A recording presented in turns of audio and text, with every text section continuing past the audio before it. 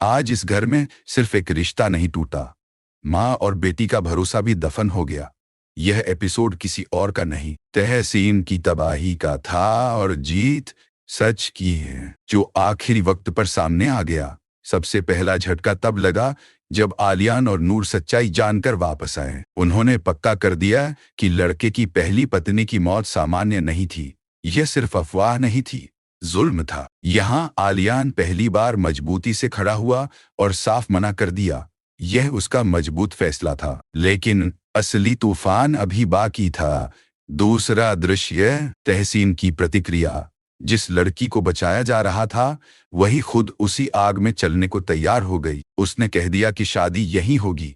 यह जिद नहीं थी, यह एक टूटी हुई लड़की का भावनात्मक आत्मसमर्पण था। यहाँ माँ की परवरिश और समाज का दबाव दोनों खुलकर सामने आ गए।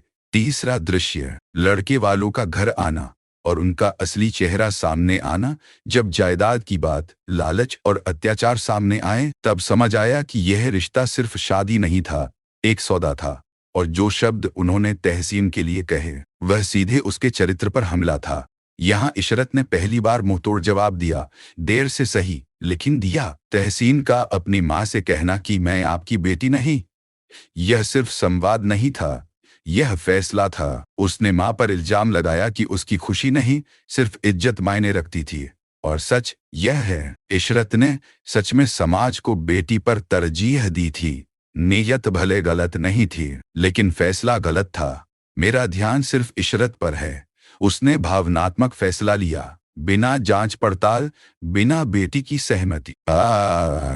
मिस्र है, खिलही नंटी की है, लेकिन कमजोर थी है, और कमजोरी कभी कभी जुल्म बन जाती है। अब कहानी खतरनाक मोड़ पर है। या तो तहसीन अपनी जिद पर अड़ी रहेगी और घर वालों पर भावनात्मक दबाव डालेगी कि शादी उसी घर में होगी, या फिर लड़के वाले खुलेआम बदनामी का खेल खेलेंगे और समाज का दबाव इस घर को तोड़ देगा। अगर तहसीन ने अपनी जिद नहीं छोड़ी, तो यह घर दो हिस्सों में बंट जाएगा। अब सवाल सीधा है, क्या इशरत अब भी लोगों के बारे में सोचेगी, या पहली बार सिर्फ अपनी बेटी के बारे में?